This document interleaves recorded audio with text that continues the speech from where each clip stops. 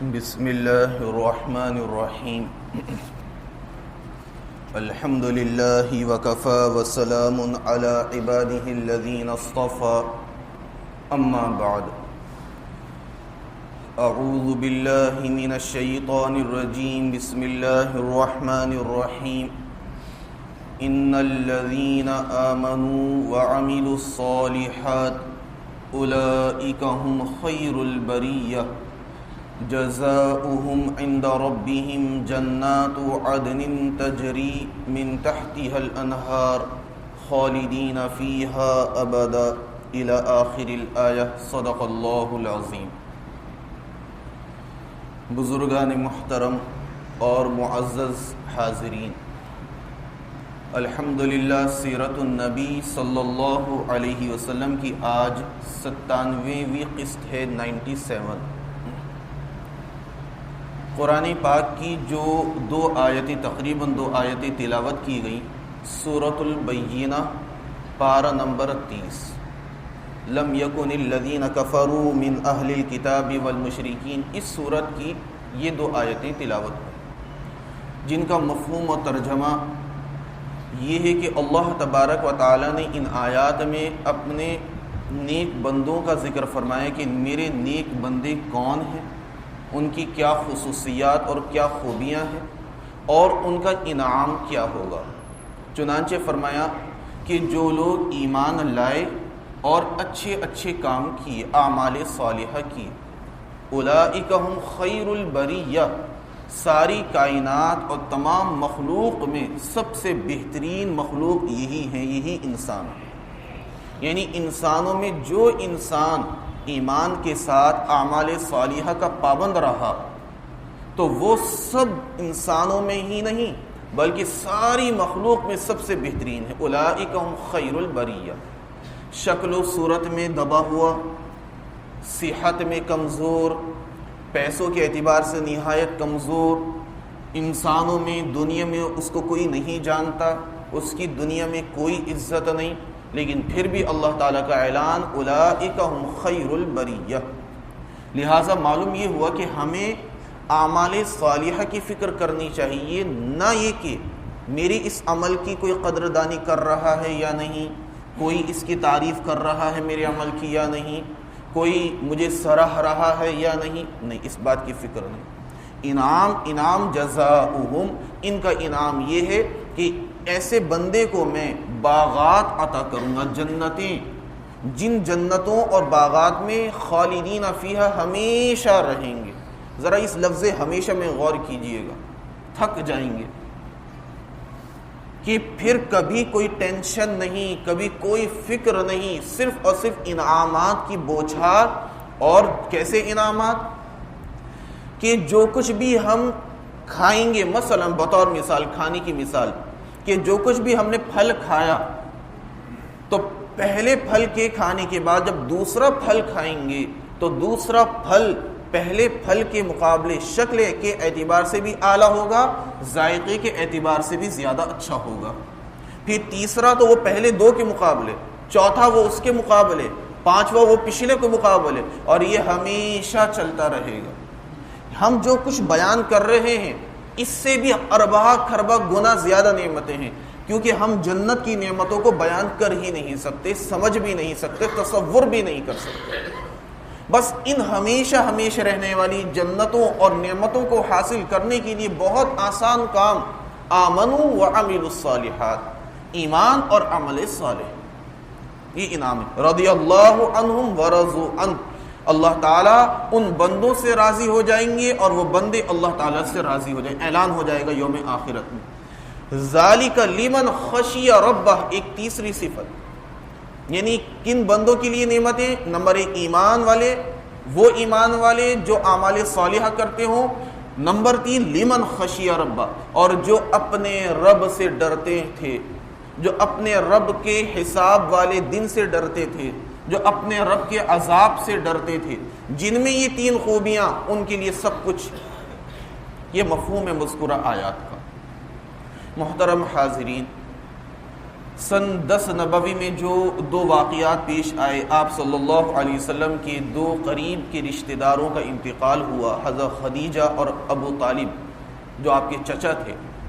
تو اس انتقال کا جب ذکر آیا تھا، اس انتقال کی مناسبت سے، اس واقعے کی مناسبت سے پھر تدفین، جنازہ، میت سے متعلق چند ضروری باتیں ذکر کی گئیں، چند مسائل بیان کیے گئے.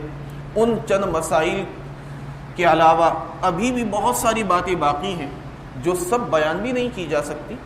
ہمیں خود سیکھنے کا بھی ہمارے اندر جذبہ ہونا چاہیے. ان ضروری ہدایات اور ان ضروری باتوں میں سے ایک بات یہ بھی ہے محترم حاضرین کہ جب گھر میں کوئی انتقال ہو تو ہمیں اس بات کی قطعاً فکر نہیں کرنی چاہیے کہ میرے کون سے رشتہ دار آئے اور کون سے نہیں آئے، میرے پڑوسیوں میں سے کون آیا کون نہیں آیا، میرے متعلقین اور دوستوں میں سے کون آیا کون نہیں آیا، کون فوراً آیا کون دیر سے آیا، کون نماز جنازہ میں تھا کون تدفین میں تھا، کون دونوں میں تھا کون دونوں میں نہیں تھا. اس بات کی ہمیں قطعاً فکر نہیں کرنی چاہیے. شکوہ شکایت، وہ نہیں آئے وہ نہیں آئے، وہ آئے تو اتنی دیر سے آئے، ہم نے تو پہلے ہی فون کر دیا تھا، ان سے تو لگ رہا تھا کہ یہ تو نماز میں بھی شریک ہوں گے، تدفین میں بھی شریک ہوں گے. یہ شکوہ شکایت اللہ تعالیٰ کو پسند نہیں، اور یہ موقع شکوے شکایت کا ہے بھی نہیں. نہ ہمیں اپنی زبان سے کسی کی شکایت کرنی ہے، اور اگر ہمارے رشتہ داروں میں سے بھائی تمہارے بڑے ماموں نظر نہیں آئے، انداز تھوڑا بڑا ہمدردانہ ہوتا ہے لیکن تھوڑا وہ کیا ہوتا ہے، چوٹی بھری جاتی ہے. ان کا کوئی عذر ہوگا، کوئی ایسا مسئلہ نہیں، کوئی عذر ہوگا، نہیں آئے. ہمیں تعویل کرنے کی کوشش کرنی، کیونکہ دیکھیں آج کا زمانہ بہت الگ سا ہے. ہزاروں قسم کی مجبوریاں، ہزاروں قسم کی آزار، ہزاروں قسم کی فکرات اور ہزاروں مسائل ہیں. ہمیں ہر انسان کے بارے میں اور کم از کم اپنے رشتہ داروں اور اپنے متعلقین کے بارے میں اچھا ہی گمان رکھنا چاہیے. یہی شریعت کی تعلیم. وہ نہیں آئے کسی بری وجہ سے، وہ جانے ان کی نیت اور وہ اللہ جانے. ہمیں ہر انسان اور اپنے کم سے کم رشتہ داروں، متعلقین اور آس پڑوس کے بارے میں اچھی ہی امید رکھنی چاہیے. کوئی کہہ رہا ہے کہ بھائی اچھا نہیں لگا، نہیں بھائی ایسی بات نہیں، وہ تو میرے بڑے قریبی ہیں، بہت خیال رکھتے ہیں، کوئی وجہ رہی ہوگی پتہ لگ جائے گا، ایسا کچھ نہیں. یہ ہے شریعت کی تعلیم. یہاں اس نے ہماری چیوٹی بھری اور ہم نے بس اپنی بھڑاس نکالنی شروع کر دی. نہیں، یہ موقع شکوے شکایت کا نہیں ہے محترم. قریب سے قریب رشتہ دار بھی نہ آئے، مت شکایت کیجیے. افسوس یہ ہے کہ کیا عورتیں اور کیا مردوں کی نگاہ قبرستان میں، کیونکہ انہیں گھر جا کر اپنی بیویوں کو بتلانا ہے، کیونکہ بیویاں پوچھیں گی نا ہاں نہیں ان کے شوہر آئے تھے نہیں آئے تھے، تو شوہروں کا کام کیا قبرستان میں سب کو دیکھنا کون آیا کون نہیں آیا. واقعیت فکر نہیں. یہ شکوے شکایت کا موقع نہیں. یہ موقع ہے کس چیز کا؟ 2 باتوں کا. نمبر 1 اپنی موت اور اپنے انتقال کو یاد کرنا کہ میرا بھی انتقال ہوا. یہ موقع اس چیز کا ہے. اور جو انسان اپنی موت کو یاد کرے گا کسی کی شکایت کرنے کی ہمت کر پائے گا؟ کیسے کرے گا وہ؟ نمبر 2 یہ موقع ہے اپنے مرحوم کی ایصال ثواب اور اس کی مغفرت کی دعاؤں کا. شکوے شکایت کا نہیں ہے. شکوے شکایت سے نہ ہمارا بھلا اور نہ ہمارے مرحوم کا بھلا، اور بہت اچھا شکوے شکایت سے ہمارا نقصان ہو سکتا ہے، ہمیں گناہ مل سکتا ہے اور ہمارے مرحوم کو بھی مل سکتا ہے. قابل غور. تو اس طرف بھی ہماری توجہ جانی چاہیے.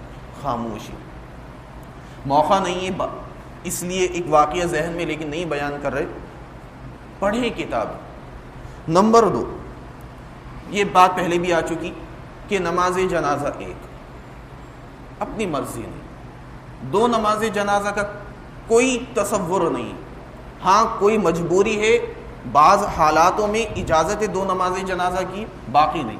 لہٰذا اگر ہم چاہتے ہیں نماز جنازہ 2 تو اپنا پختہ ارادہ کرنے سے پہلے، رشتہ داروں میں اعلان کرنے سے پہلے، اپنا پورا ذہن بنانے سے پہلے علاقے کے مستند، سمجھدار، باصلاحیت عالم دین سے مسئلہ پوچھا جائے، سچویشن، کنڈیشن اور جو ضرورت ہے وہ بتلائی جائے سچ، اور اس کے بعد وہ گنجائش اجازت دیتے ہیں تو ٹھیک، ورنہ کوئی مسئلہ نہیں۔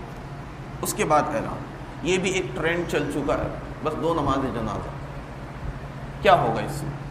اپنا ہی نقصان، ہمارے مرحوم کا بھی نقصان۔ یہ اچھی بات نہیں، مذاق ہے نماز جنازہ کا۔ نماز جنازہ کی اہمیت کو سمجھنا چاہیے، لیکن آج ہم نے اس کو کھیل بنا لیا، بازی چاہیے، اطفال گویا، بچوں کا کھلونا۔ جب بچے کھلونے سے کچھ بھی کرتے، ابھی لائے 500 روپے کا کھلونا بھی توڑ دیا۔ ایسی آج ہم نے شریعت کے مسائل کو بازی چاہیے اطفال بنا لیا، جو جیسا چاہ رہا ہے کر رہا ہے، بس اسے اس بات کی پرواہ نہیں کہ قرآن کیا کہہ رہا ہے، شریعت کیا کہہ رہی ہے۔ تیسری چیز کہ ہمارے ایک چیز برسی، تیجا، 40واں، یہ سب ٹھیک نہیں، یہ غلط چیزیں ہیں، بدعت ہے، بہت سخت گناہ ہے، اور ہمارے مرحوم کو کیا ثواب پہنچے گا؟ گناہ ملے گا۔ کیوں؟ کیونکہ اگر ہمارے گھر میں تیجا ہو رہا ہے، یہ اس بات کی دلیل ہے کہ ہمارے مرحوم بھی اپنی زندگی میں تیجا کرتے ہوں گے، تبھی تو بچوں نے کرنا شروع کیا، اور جب بچے کریں گے تو گویا والد اور والدہ سے سیکھ کر کیا، اور جب کوئی انسان گناہ کرے گا، ایسا گناہ کہ جو اس نے اپنے والد اور والدہ سے سیکھا، اس کو گناہ ملے گا مرحوم، اور ہم سوچ رہے ہیں ثواب ملے گا۔ یا تو ہم دلیل پیش کرتے مضبوط قرآن و حدیث سے اور صحابہ کرام سے کہ تیجا جائز ہے، 40واں جائز ہے، برسی جائز ہے، تو بہت اچھا۔ ہمارے بڑے کیا کرتے آئے ہیں، یہ دلیل نہیں، میں نے فلاں سے سنا تھا، نہیں۔ قرآن و حدیث اور مستند بڑے بڑے جو فقہائے کرام، مفتیان کرام ہیں، گلی کوچوں میں پھرنے والے مفتیان کرام کی بات نہیں ہو رہی ہے۔ مفتیان کرام کے بارے میں اگر آپ پڑھیں گے تو حیرت کریں گے، حیرت کہ مفتی کہتے کسے ہیں، مفتی ہوتا کون ہے؟ آج تو ہر آدمی مفتی ہے۔ بہرحال یہ بھی ایک الگ موضوع ہے، سمجھنے والا ہے، آج تو بس بہرحال تو کوئی ایسی دلیل ہمارے پاس ہے تو ٹھیک، ذرا غور کیجئے، سمجھنے والی بات ہے، بہت واضح بات ہے، تسلی کے ساتھ، ٹھنڈے دل و دماغ کے ساتھ ہم سمجھیں اور سنیں کہ یہ غلط کیوں ہے۔ نمبر 1 کہ شریعت نے ہمیں بہت ساری احکام دیے، عبادتیں دی، ان بہت ساری عبادتوں میں بہت ساری عبادتوں کا وقت متعین کر دیا کہ یہ والی عبادت اسی وقت میں کی جانی ہے، تو اب ہمیں اسی وقت کرنی ہے۔ اور بہت ساری عبادتیں، بہت سارے کام وہ ہیں کہ ان کو کرنے کا حکم تو دیا ہے شریعت نے، لیکن وقت متعین نہیں کیا، جب چاہو کرو۔ اب اگر ہم نے اس کے لیے کوئی وقت متعین کر دیا تو گویا ہم شریعت میں دخل اندازی کر رہے ہیں، یہی بدعت۔ تم کون ہوتے ہو شریعت میں دخل اندازی کرنے والے میرے بندے؟ میں نے کہا تھا ایصال ثواب کا کوئی وقت متعین نہیں، جب چاہو سال بھر میں، 24 گھنٹوں میں، 7 دنوں میں، جب چاہو کرو۔ تم نے برسی کا وقت متعین کر دیا، تم نے 40ویں کے دن متعین کر دیا، تم نے تیجا اور 30واں متعین کر دیا، تم کون ہوتے ہو؟ کریں گے ہمیں بھی گناہ ملے گا، بہت بڑا گناہ ملے گا، تھوڑا بہت نہیں، اور ہمارے مرحوم کو بھی مل سکتا ہے۔ ایک بات، نفل نماز ہے، مثلا کبھی بھی پڑھ سکتے ہیں نفل نماز، اگر ہم کوئی وقت متعین کر دیں جی نفل نماز سب 10 بجے ہی پڑھا کریں گے بس۔ ایک تو آدمی اپنی سہولت کے اعتبار سے کر لیتا ہے اشراق، وہ ایک الگ چیز ہے، لیکن اس کو ایک دم ایسا فکس کر دینا کہ 10 بجے ہی ہوگی اور 10 بجے میں نہیں پڑھیں گے تو پھر اس کا ثواب نہیں ملے گا، یہ غلط۔ ایسی جی برسی ہوگی تو ثواب ملے گا، برسی نہیں ہوگی تو جی ہمارے مرحوم کی بخشش نہیں ہوگی، ہمیں گناہ ملے گا، مصیبتیں آ جائیں گی، یہ سب غلط، اور یہی ہوتا ہے محترم حاضرین۔ اس سے بھی ہمیں اچھا، ہم اگر اپنے رشتہ داروں میں ایسی کوئی بات دیکھیں، پیار و محبت کے سائڈ میں لے جا کر پیار و محبت سے سمجھائیں، کسی عالم کے پاس لے جائیں کہ بھائی پوچھ لو، تم یہ کر رہے ہو، پوچھ لیجیے۔ ہمارا انداز تانے والا نہیں ہونا چاہیے، مذاق اڑانے والا نہیں ہونا چاہیے کہ بتاؤ، کوئی ایسا ماحول ہمیں نہیں بنانا، کیونکہ دیکھیے انسان نرمی سے سمجھتا ہے، ہم اس کو عزت دیں گے اور سمجھائیں گے، انشاءاللہ آج نہیں تو کل سمجھے گا، لیکن اگر اس کو تانے والا انداز میں سمجھائیں گے وہ سمجھتا ہوا بھی نہیں سمجھے گا، ضد پکڑ لے گا، چھوڑوں گا نہیں، کر لو۔ ہمارے پیغمبروں کی، تمام پیغمبروں کی تعلیم کا انداز یہی تھا، پیار و محبت اور نرمی کے ساتھ سمجھاتے تھے۔ اور دوسرا نقصان کیا ہے کہ اس کے اندر برائی دوسری کیا ہے؟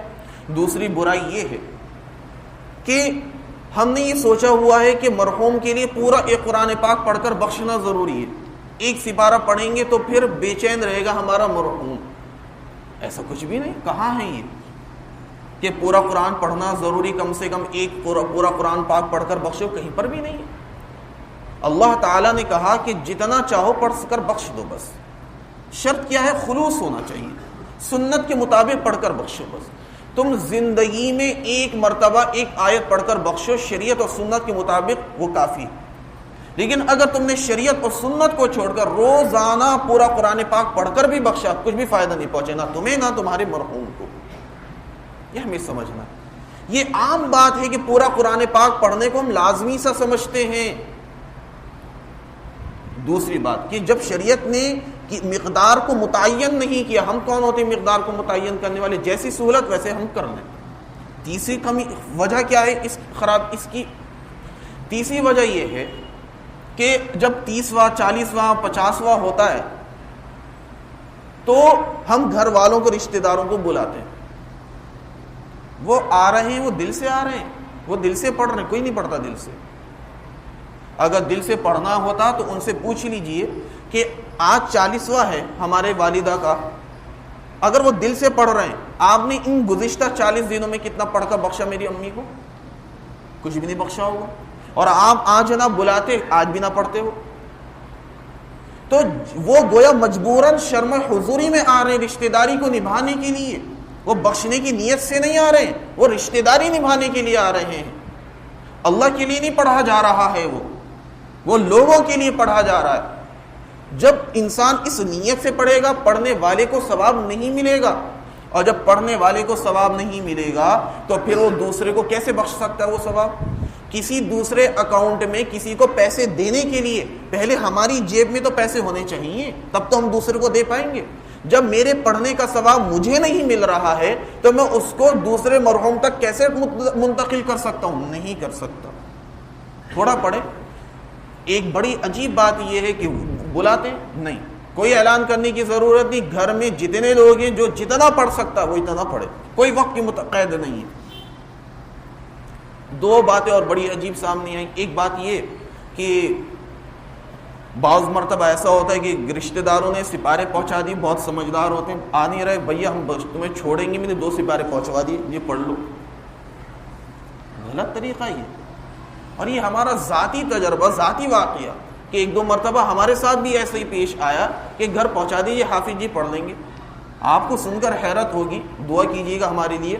آج تک نہیں پڑھے وہ 2 سپارے، بھول گئے کون سے 2 سپارے، اللہ تعالیٰ بغیر پڑھے بخش دے ان مرحوم کو، واقعی نہیں پڑھے آج تک۔ یہ اپنی آزار ہیں، اپنی مصروفیات ہیں، اپنی مجبوریاں ہیں۔ یہ کیا طریقہ ہوا کہ بھیج دیے؟ بھیجنا ہے تو پہلے اجازت لی جائے کہ ہم یہ چاہتے ہیں اگر آپ کے پاس ٹائم ہو تو کچھ سپارے آپ پڑھ لیں۔ یہ ایک تو ایک بات سمجھ میں آتی، بس بھیج دیے دھونس گویا کہ لو پڑھ لو، یہ عام بات رشتہ داروں میں پہنچا دیے۔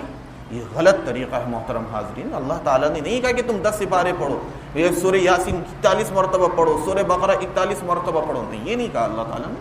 تھوڑا بہت پڑھو، خلوص کے ساتھ پڑھو۔ اور ایک دوسرا سلسلہ بڑا عجیب و غریب چل پڑا کہ بس انتظار ہے، آج کل تو گروپ بنانے کا شوق ہے، آج ہمیں واٹس ایپ گروپ، کہ ابا کا انتقال ہوا فوراً ایصال ثواب کے نام کا گروپ بن گیا، اماں کا انتقال ہوا ایصال ثواب کا ایک گروپ بن گیا۔ بھائی روزانہ ہم جو ہیں اتنی مرتبہ لا الہ الا انت پڑھیں گے، اور جو پڑھتا رہے گا وہ گروپ میں شیئر کرتا رہے گا، وہ شیئر کرتے رہتے ہیں، عورتیں، مرد، بچے، جوان، میں نے 100 مرتبہ پڑھ لیا، میں نے 41 مرتبہ پڑھ لیا، اچھا الحمدللہ 21,000 مرتبہ ہو گیا۔ بظاہر تو کوئی خرابی نہیں ہے، لیکن دیکھا جائے تو خرابی بھی بہت بڑی ہے۔ خلوص ہے کہاں یہاں؟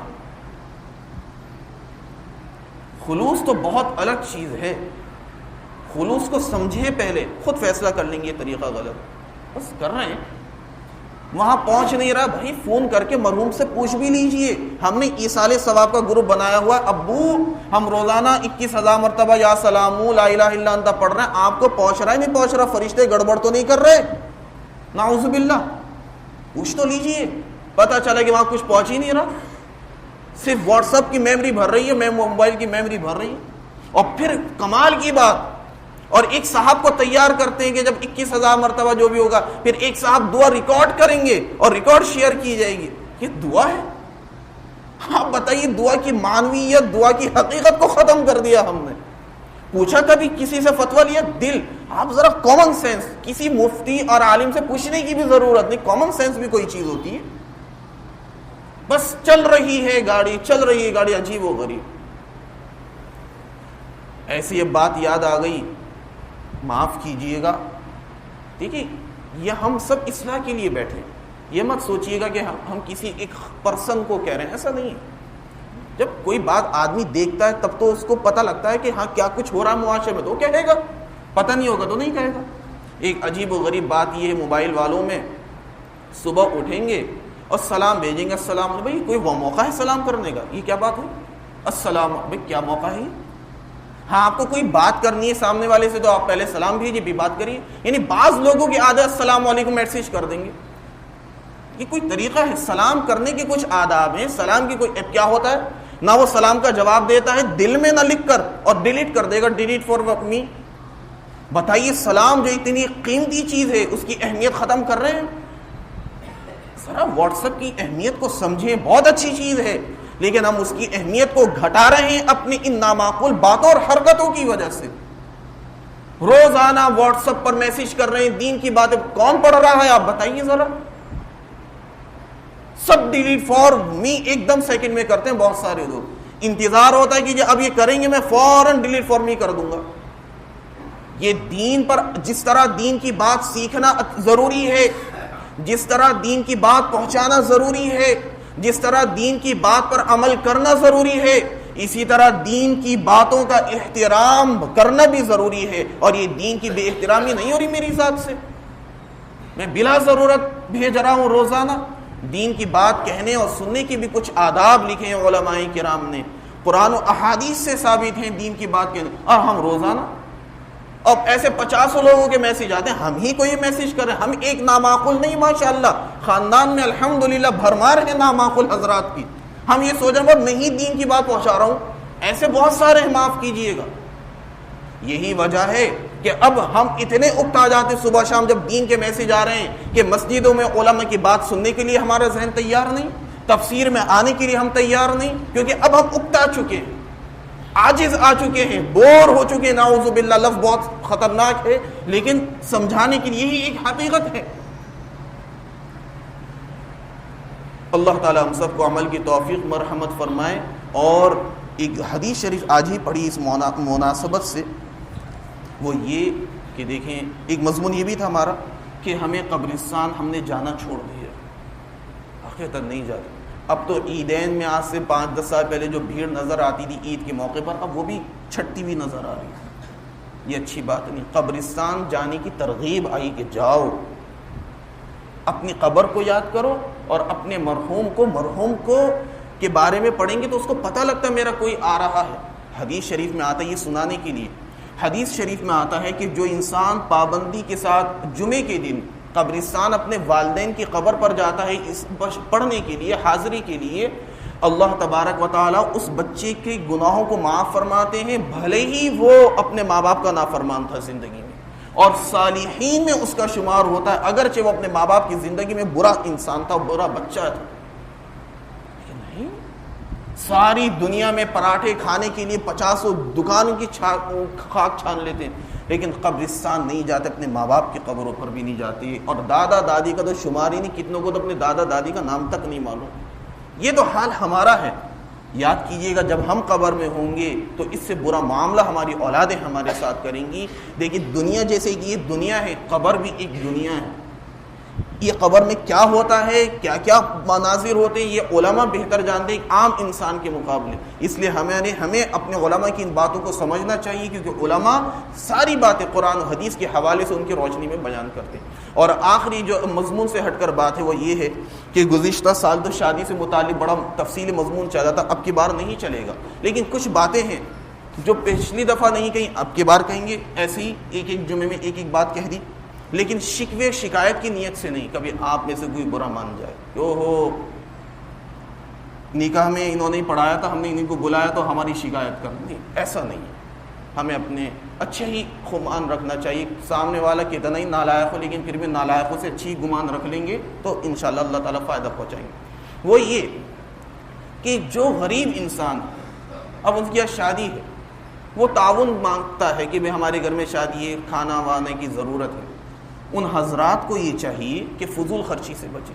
کتنی یہ شکایتیں سامنے آتی ہیں کہ جب آپ غریب ہیں، آپ کے پاس 100 لوگوں کو کھانا کھلانے کا پیسہ نہیں، مہمان 500 کیوں ہیں، 400 کیوں ہیں؟ جب آپ کسی سے پیسہ لے رہے ہیں تو آپ کو خیال رکھنا ہے، اگر 100 مہمان ہیں آپ کو تو 50 کرنے چاہیے، آپ 500 کر رہے ہیں۔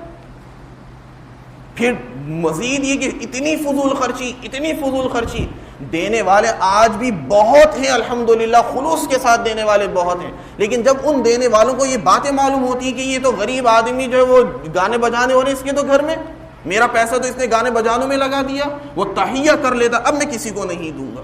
لہٰذا اگر ہم ضرورت مند ہیں تو ہم ٹھیک ہے اپنی ضرورت کا اظہار کرنے کی گنجائش ہے، لیکن ان سب باتوں کا خیال رکھیں۔ وآخر دعوانا ان الحمد للہ رب العالمین۔